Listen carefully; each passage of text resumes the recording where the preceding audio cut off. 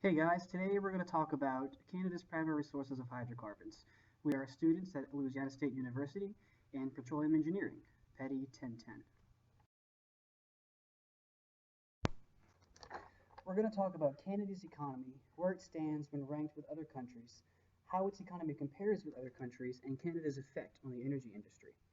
Next, we're going to talk about oil sands, which is possibly Canada's biggest asset in terms of hydrocarbons, and a basic overview of the composition of oil sands.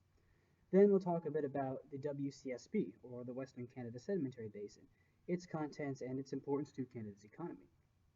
Finally, we'll take a look at some various deep water operations on the outskirts of Canada, offshore, and some of the restrictions on those operations.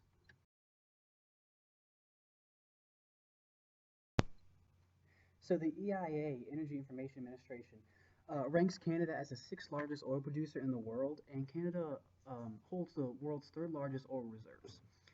Uh, that's kind of debatable. Venezuela and Saudi Arabia are up there too, um, but the only Canada is the only other state in the top 10 reserve holders that's not a member of OPEC. Canada has a privatized oil sector, but it also has other foreign investors in it as well. And Suncor is the largest Canadian energy company operating in the western part of Canada, and it's also the largest producer of oil sands in the world. Okay, so next we're going to talk about oil sands. Oil sands are basically just a mixture of water, sand, oil, and bitumen. They're very hard to extract because they are very viscous, so they're often heated or diluted to make them more easy to transport. Mining oil sands is cheaper, but the majority is drilled because the deposits are too deep to mine. And most of these deposits are found in Alberta, which is shown in the picture below. So next we're going to talk about the benefits and consequences of using oil sands. One benefit would be that it would contribute $84 billion per year, which is enough money to feed 80% of Canadian households for 1 year. It also would create job openings, and it encourages foreign investments. However, there is a consequence to mining oil sands. It contributes greatly to greenhouse gases.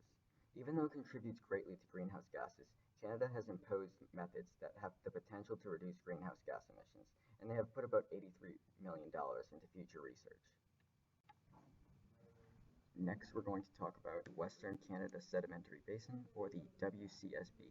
The WCSB is North America's largest oil reserve and second to Saudi Arabia, which has the largest oil reserve in the world. The Geologic Survey of Canada estimates this basin to contain 57% of Canada's original oil in place conventional petroleum resources. More than 90% of oil production occurs in this location, which is shown in the figure below. Regardless of what energy resources are needed for the future, the WCSB will be able to provide Canada and even some of the world's needs. So moving on from the WCSB, we have offshore Atlantic fields. These are in the east.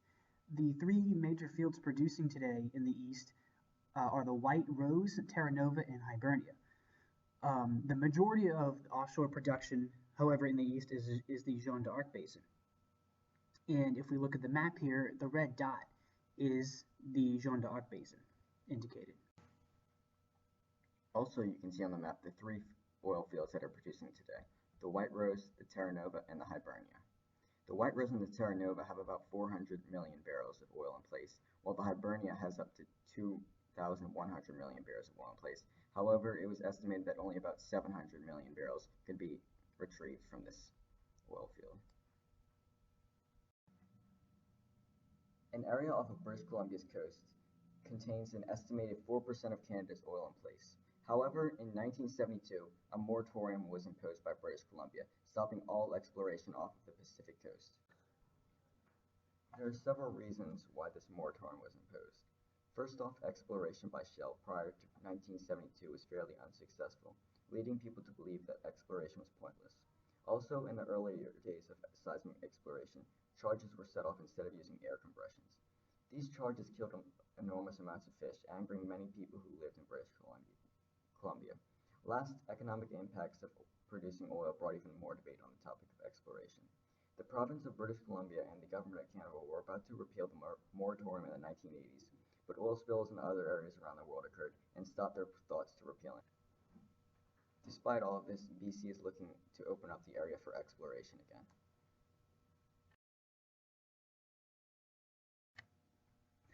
So that's an overview of the history of hydrocarbon exploration in Canada. We've covered the significance of oil sands, talked about the biggest area of oil production, the WCSB, and we've discussed some of the modern operations offshore. I hope you all enjoyed.